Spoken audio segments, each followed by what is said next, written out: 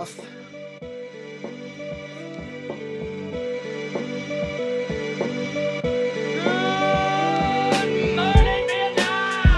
What is up, my Gaggle of Geeks, and welcome to this very special review where we're going to be talking about the film that was made but nobody ever heard about it, and a studio tried their damnedest to make sure nobody could see it ever. I'm your host, Patrick, and I am here with a very special guest. He is Fox 13's critic, and he is a friend of mine that I've really loved being able to collaborate with. Richard Bonaduce is here. How's it going, gang? How you doing, Patrick? Doing well, man. Thank you so much for coming on and for indulging me in watching this silly documentary.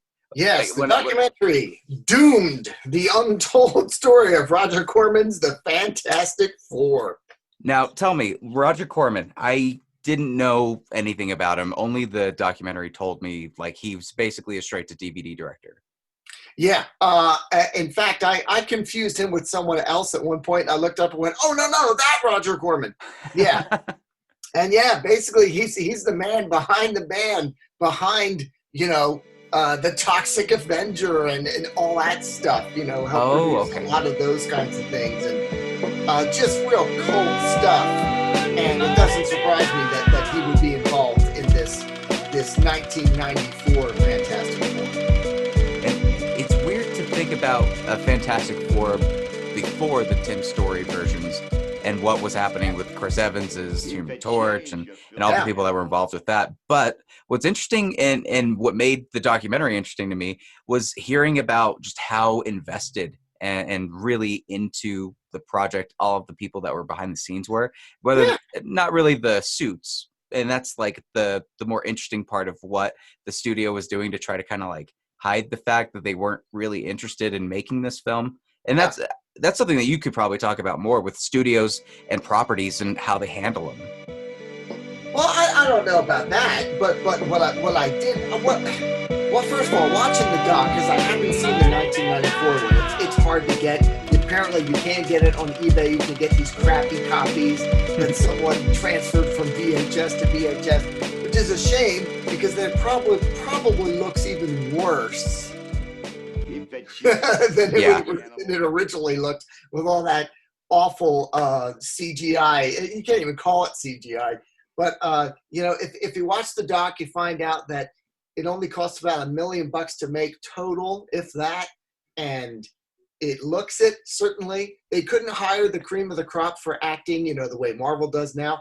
So these folks, like you were saying, they were really invested in it because they were just so happy in some cases to get a job.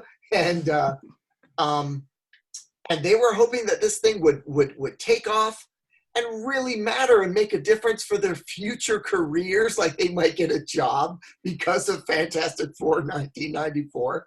Oh, totally. And even the studio was promising them, because they knew Roger Corman was a straight-to-DVD director, this was going to make it in the big screen. Like, they really threw out little things to lead these guys on to thinking that they were in something bigger. And one of the funniest parts of this, to me, was the little story about Stan Lee that they mentioned, how after the fact, like many years down the road, once Marvel Studios acquired all the stuff and Iron Man was starting, he was very much on the camp of liking this movie. In fact, was showing up on set, bringing donuts, and then later on said, no, that thing never happened. We're only about the new Marvel Studios. That's a horrible Stan Lee. I am so sorry to everybody.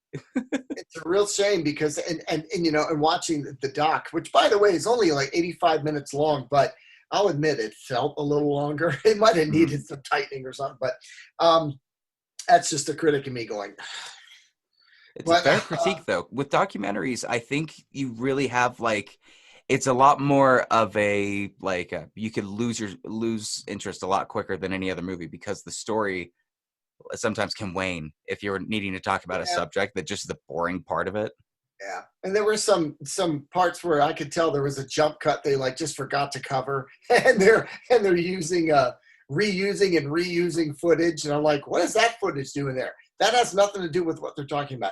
Oh, they needed to cover something. Okay, but anyway, the documentary is still really interesting, but it does not, and probably should not, cast Marvel and a lot of those guys in the best of light, because if they're to be believed, the documentary filmmakers, then these guys really did a number. You know, they were just trying to get their rights back and were doing whatever they had to do it.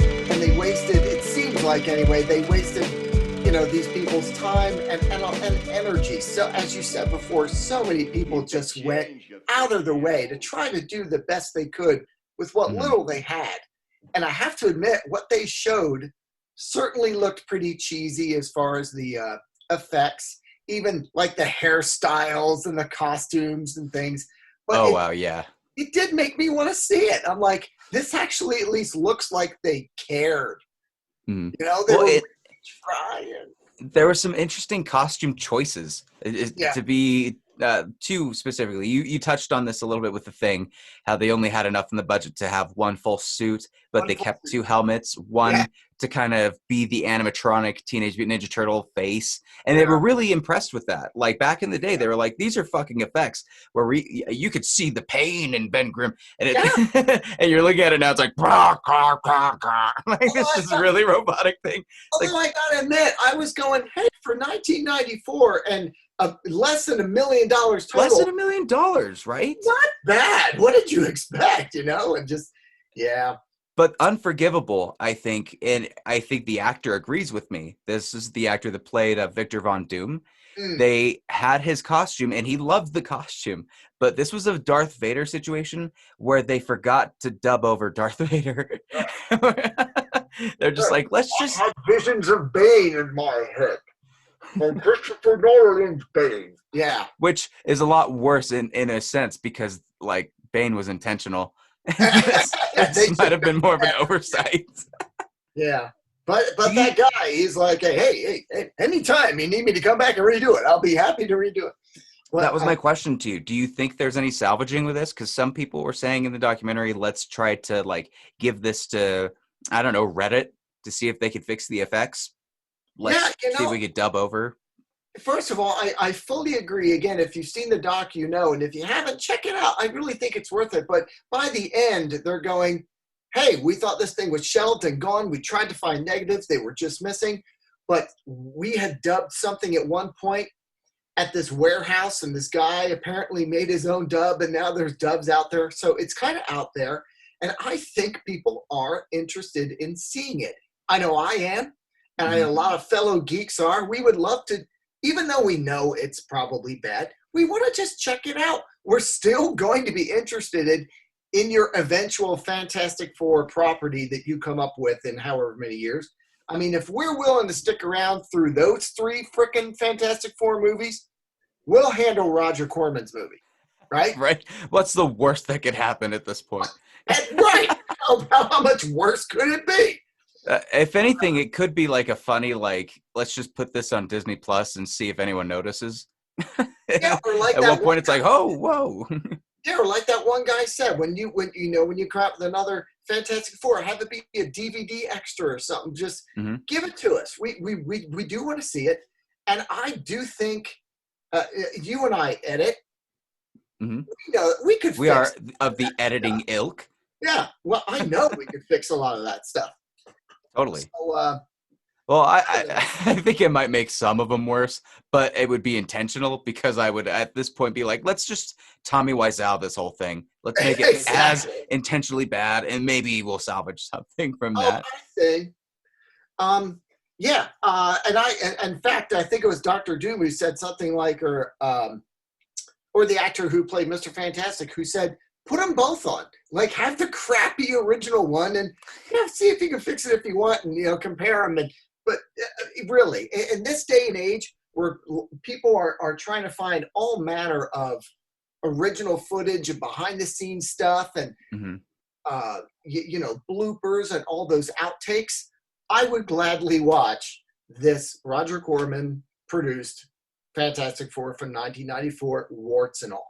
My God, you make such a good point with that too, with it being topical now. Because look at what we're doing as fandom. We're still demanding, like some of us are still demanding a Snyder cut. Some people still believe that a JJ cut exists of Rise of Skywalker. There was the Death of Superman Lives. What happened? That was a great documentary by the late great John Schnepp with Nicolas Cage and Tim Burton's Superman. I think there's something that is very alluring to like nerddom about the projects that could have been. And that's why I liked this documentary, because it's just, you just want to know, like, what went wrong, what went right, what in this case, just why. And from a studio point of view, they try to keep costs down so their movie can make money. Mm-hmm. How little money do they have invested in this piece of crap? Come on, you're gonna make money off it if you just let us see it. And not only that, there's that theory floating around in the documentary, and it's also kind of a theory. Well, you can tell me if it's a theory or if it's actually true about the latest Fantastic Four, Fan Four Stick, if you want to actually call it by the way it's shown. Yeah, it does look like this first one, the Roger Corman. This was made primarily to keep the rights, right? Apparently, yes. That is the theory. I can't say it's for sure. Yeah, there is at least 2 rumors, and that one is the one that pretty much people are going with. The other one is that, no, it was made, but then when they saw how crappy it was and they heard the rights were going to go back to Marvel, Marvel's like, you know what? We don't want that in the system. We don't want that. We don't want that taste in people's mouths, and shelve that sucker. But I have a feeling the first one is probably the one. What do you think about Fan Four Stick? Like, I'm just going to throw out the speculation. It was really weird how that thing ended up coming together. And then it just never, there was no attempt to salvage. There was no, like, it was just a burning dumpster fire that they just did not want to touch ever again. Well, when the first Fantastic Four came out after 1994, I was okay with the casting at the time. I was like, I don't really care about a lot of these. I didn't know who Chris Evans was really, etc. But I loved Chris Evans as the Torch. I thought he was fun and cocky enough and like pulled that off. I wasn't fantastic. With Jessica Alba as Invisible Woman because I don't really get her as much of an actress. I think they got her for her looks, and Ian Grufford's good, but all these other things. But the story, I went, wow, Dr. Doom has like electronic lightning powers? What? And they just totally messed all that up, and they largely sat around and did nothing for a while. And then, it was a whole lot of setup for nothing. Yeah. So then when the second one came out, I thought, okay, they're done with all the origin stuff. Let's go. Hey, Silver Surfer's in it too? All right. Galactus. I want to see a huge purple helmet. I want to see it. Enjoy your fart cloud, Rich. Yeah. Then it was all slapstick and, we're trading powers and anything to get Jessica Alba in her underwear. And why did they give her blue contact lenses? Like it was really important for them to make sure her eyes matched, but nothing else. Yeah. And it was just awful. And then, of course, they redid it again. And I'm going, why do they always paint Reed Richards as this, like, befuddled guy who screws up a lot? And, no, he's one of the smartest guys in the Marvel Universe. They just get everything wrong. So I'm very glad that Marvel's got it. I don't know what they're going to do with it. I don't know. We can speculate the hell out of it. We can speculate. Do you have a casting choice that you'd like for any of them? Everyone's talking John Krasinski and Emily Blunt for Reed Richards and Sue Storm. Oh, yeah. I saw that and I was like, I'm okay with that. That's a beautiful pairing. They already love each other. And they're great actors. I mean, Emily Blunt. And you know what is really nice about it? Susan Storm is the most powerful person on that team. Her power and what she can do, that's Emily Blunt. After Return to Tomorrow, I think they called it. Was it with Tom Cruise?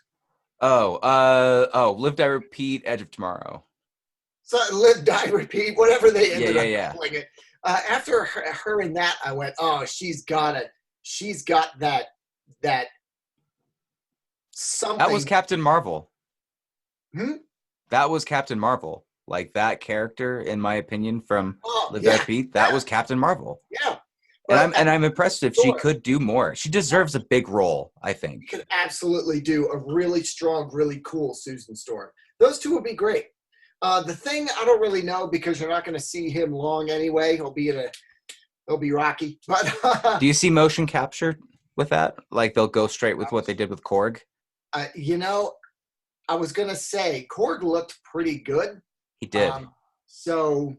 And it's been years since that already. I bet it's going to look even better. But I mean, can we just straight up go crazy and just throw John Cena in it? You know what? I was going to say, I hope they don't do what Ang Lee did for his Hulk, where he went, look, I'll do it, and got a guy that didn't match the size of the Thing. Yeah. Just ended up not working. Yeah, you need somebody big. And why not? John, look, they've already got all the muscle men in motion capture stuff anyway. Vin Diesel's doing his Groot. Why not throw in one more? Why not get The Rock? Why not get Cena? Whatever, put him in there. But it's Johnny Storm that I really. You know, I think this could happen with him because they're already doing Fast 9, right? Vin Diesel and him. Sure. There's your connection. Yeah. If there's a casting announcement that says that, I'll be pretty happy. That's cool. You know, what about? I think it'd be funny. Yeah. Funny Johnny Storm. Ryan Reynolds. Just because his past, Green Lantern and everything, but he's that good-looking, cocky, whatever guy, charming that you can't help but like, who would absolutely give Ben Grimm shit all the time for how he looks and not care. Yeah. I could totally see that. I can see it. Have you heard any? I've seen one for Zac Efron for Human Torch. I did see that, although I also saw him as Adam Warlock eventually. Ooh, I saw that too. That I don't know which one is better for that. I think that would make sense. I don't know if he's necessarily tall enough, but they could play with that. But I think he looks just like him. I think he could do it. Do you watch This Is Us? I don't, but I'm going to try to describe a character in there that I think could be him. I have not seen This Is Us. Let me see. So there's an actor. There's a guy in that plays an actor. Okay. Let me see if I can find the name of him, though. He's blonde. He was in, I believe, A Bad Moms Christmas, if you saw that one. Justin Hartley. Justin Hartley. Justin Hartley kind of has like a cocky look. Okay.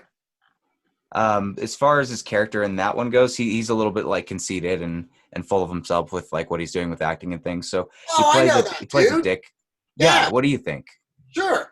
He's kind of old, but maybe I don't know. He's older. Yeah, I don't know if he's like. Yeah, you know what? That's true. It depends on how long they want to have these guys around for, as far as their age. Oh, I hope they have them around. Let them be seasoned. Please season these people. Give some salt and pepper and Reed Richards' hair. Like let them be like from the 60s even. I don't even care. Like Redcon shit. Just do that.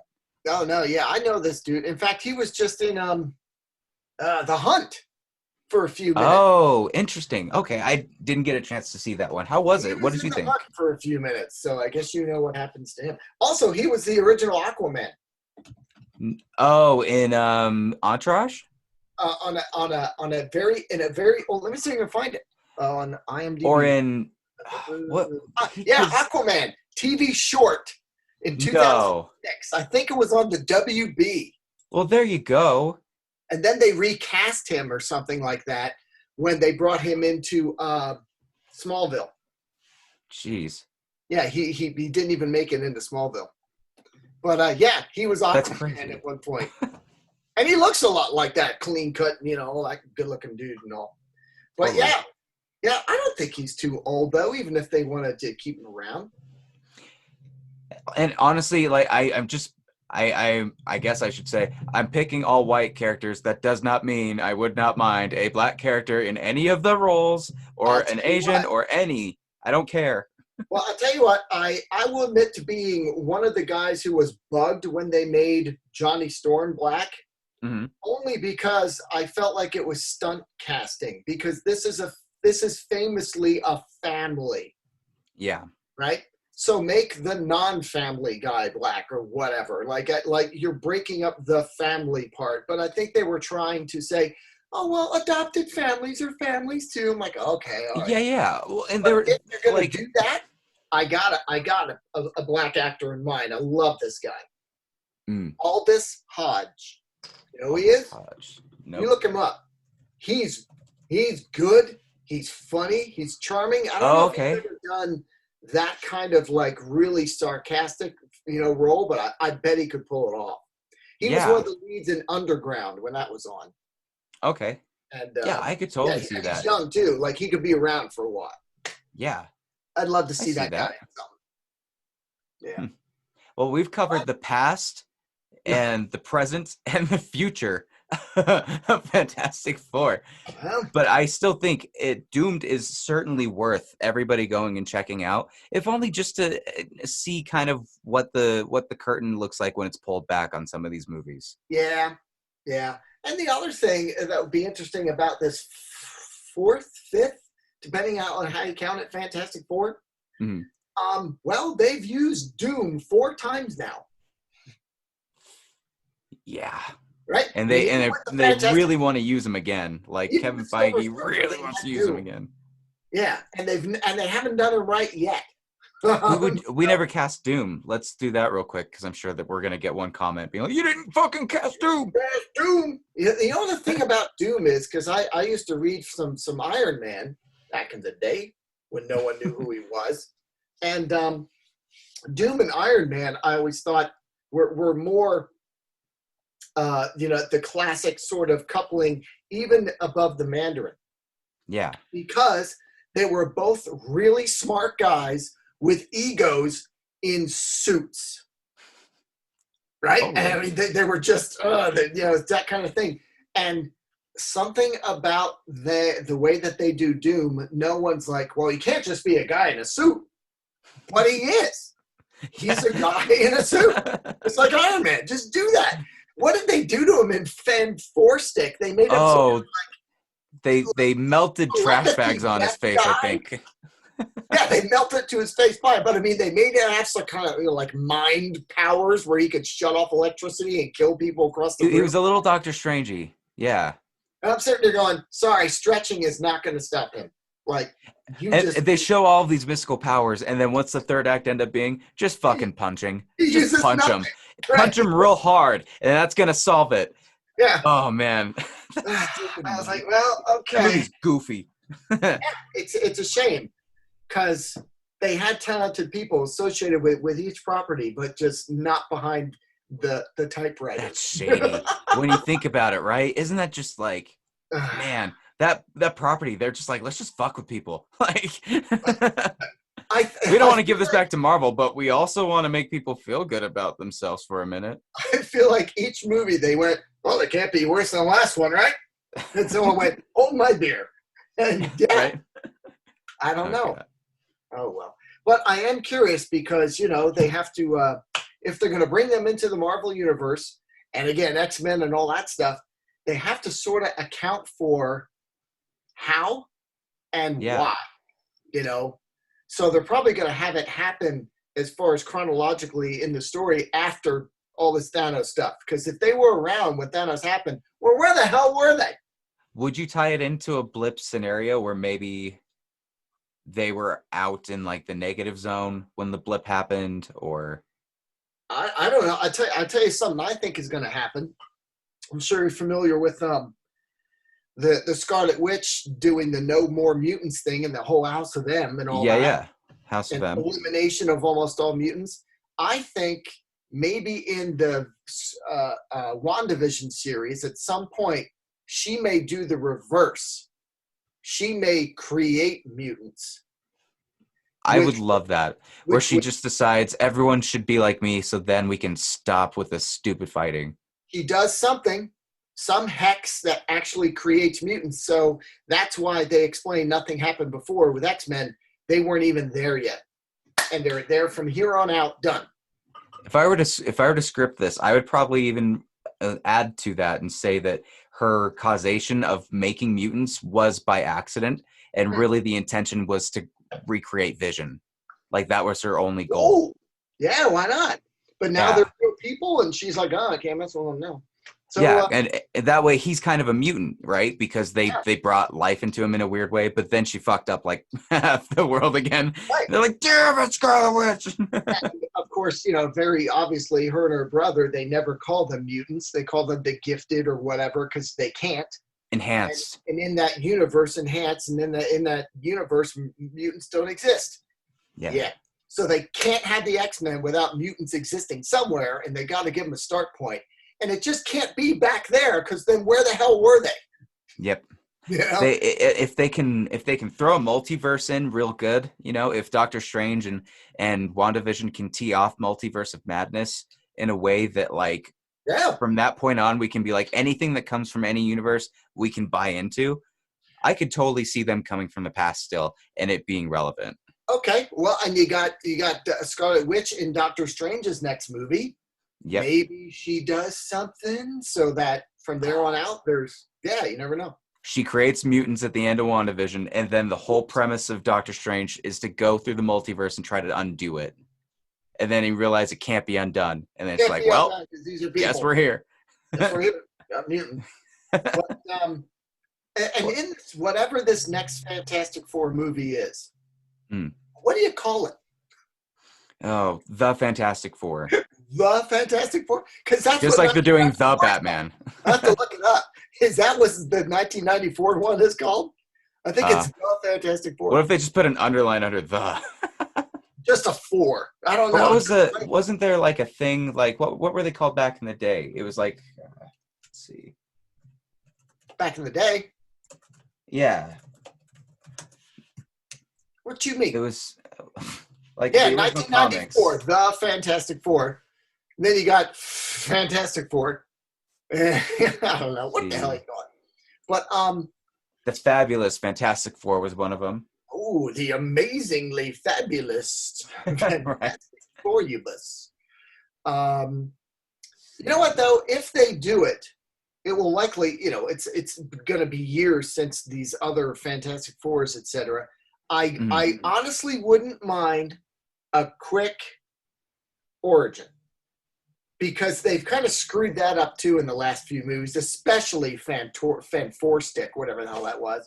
For the novice, I don't think they could really describe just an accident. Like an accident caused it, but nothing really more than that.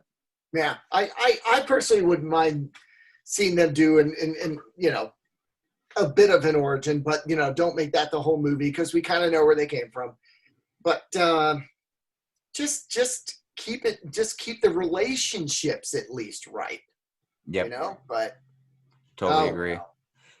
Well, have we talked all of your guys' ears off of this? Maybe. Let us know down below and comment on what you thought about Doomed. Please go check it out. It's free on Amazon Prime. You can watch it now. You guys are stuck there. What the hell are you trying to do? What are you doing instead? Just watch the stupid thing and then talk about it. If you got extra money, go on eBay and try to find the 1994 The Fantastic Four and watch it and tell us because I don't think we've seen it yet. Have you seen it? Don't send us a copy. No, I've just seen the clips of it. Yeah. Rich, where can everybody find you? We know we can watch you on Fox 13. Where else are you located? I feel like I'm there all the time now. No, I'm pretty much there. I mean, I have a Fox Facebook page. I got a Twitter handle RDB on your TV and stuff like that. But yeah, Fox is probably the best place. Awesome. And hey, me and you are hopefully going to be joining you on your side with Critically Acclaimed. Critical Mass. Or Critical Mass. Which is critically acclaimed. This close. It will be later. And if this whole coronavirus thing calms down, FanX September. Ooh, yes. Have you? I've still been kind of dancing around what my idea is, but I think maybe this documentary gave me an option. Talking about true, yeah. all of the movies that could have been. How about we have a fantastic panel? Yes, that would be cool. We talk about all of them. So far, there's 4 of them, right? There's so much history to not want to really discuss that we will drag out and make sure that you know way too much information about them. There's so many villains that could be. There's so many really cool storylines and other ones you kind of want to stay away from. Different different authors and different artists take things in slightly different directions, and you can, which one do you go with? I mean, when you have a property that's that old and has that much to mine, you really got to decide what you're gonna go with. And I'd like to hear from more of the diehard Fantastic Four, because I'm not one of them. I Oh, want yeah? to know from the diehards what they want, because most of the time that's typically the stuff that comes through to all of the other audiences that love. So, Well, there was a really interesting storyline. John Byrne of X-Men fame took over a lot of different titles at one point. He took over the Fantastic Four, and he was writing and drawing it and inking it, which is a bad idea. It's not a good inker. Anyway, one of the storylines he came up with was that Ben Grimm is still kind of looking around for a cure because he's still the Thing all the time. Yeah. And he finds some old records, old notes of Reed's from back in the day when they were originally planning that fateful trip when they became the Fantastic Four. And he finds that Reed basically sort of planned it. Interesting. That he had seen the threats that were coming, the galactic threats like Galactus, etc., and thought, we need an Earth, we need a shield around the Earth, we need a force for good, and I think we can do it. And he particularly left the shielding loose and thin in certain areas to hopefully grant them the powers that they had, and literally sort of created the team, because it really is interesting the way they're set up. You have your strong man, you have your flight, you have someone that can make force fields. It's almost like if someone were to make a team, they made one, and he literally made one at the expense of Ben Grimm's humanity. Yeah. And that's what I want to see more of is the destruction of Ben Grimm. They don't really do that too much, or it just was never really believable. He gets over it in like half an hour. Yep. And just once he puts on the suit, it's tough to really like empathize, I guess. But that's a more somber storyline, and we find out later that Dr. Doom planted that evidence to break up the team from within. Like, it's a really cool idea, but Fantastic Four wanted this lighter kind of property until then. Yeah. And it got nasty where Ben Grimm was like going to freaking kill Reed because he took his life, as far as he's concerned, just to have a strong man on the planet. I think that's a viable option. Marvel always likes to change it up a little bit. I think you've got a viable option. Well, but there's tons of different options. I'm just curious where they're going to go. Yeah, absolutely. Well, what we're going to do is go, but I don't know. We're done. All right, guys. Another thing. Yeah. No, we will talk more about other things. Just you wait. And again, thank you guys. Yes, absolutely. Thank you guys again, as always, for watching. And I will see you at the next review.